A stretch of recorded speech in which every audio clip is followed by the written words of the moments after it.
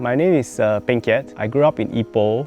I left Ipoh when I was 16 years old to the UK, and then I spent 10 years in Singapore in the building industry. And after 10 years in Singapore, with 2 kids and my wife, we decided to uproot ourselves and return home to Ipoh.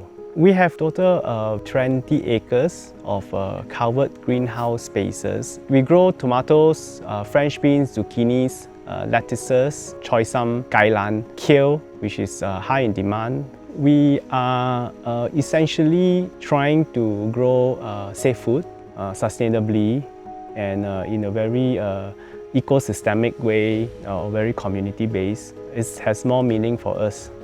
At that time, we started in the market. Most growers in Cameron Highlands were selling half-ripe tomatoes without calyx, and cluster tomatoes, vine-ripened tomatoes were mainly all imported, a lot of them imported. So there was a huge demand from supermarkets. But those tomatoes are very typical in Australia, in Europe, not in Malaysia, yes. We then took on the challenge to do that, and we managed to introduce it into the Malaysian market. We became very popular because of our tomatoes are all ripened on vine. And secondly, we do not apply any chemicals. We have a very natural process of how to manage pests and disease, and also good plant care management, good nutrition provision for the plants. Basically, we created a new benchmark standards for vine-ripened tomatoes. And we are also very fortunate to be able to get knowledge sharing by the international seed companies who have actually spent a lot of money on R&D.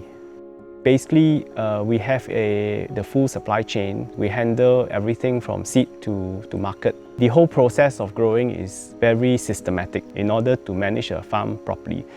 The biggest cost is manpower. Because the infrastructure cost, you put it in and it is there. Over the years, you need to upgrade. For example, this greenhouse we are in, it's actually been serving us for many years, for close to 10 years. It's holding up quite well. Fertilizer for soil-based planting, so we look at mineral balance. Mostly we are using certified organic inputs, so anything biological would be a good choice for us.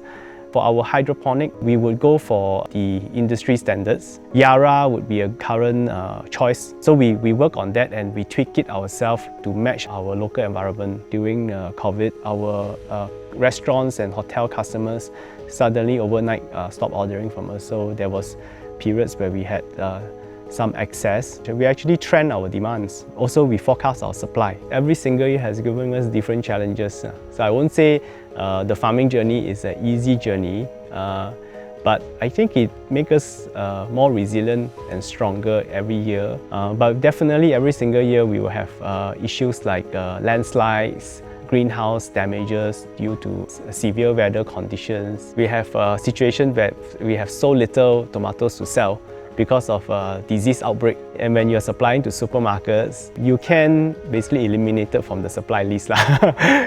Every time something like this happens, we have to take actions in how we manage our farm. I think it's a very meaningful business to be in, but I will also tell you that it is a very challenging business to be in. You need to learn about plants, you need to learn about nutrition, you need to learn about the right environments for the plants.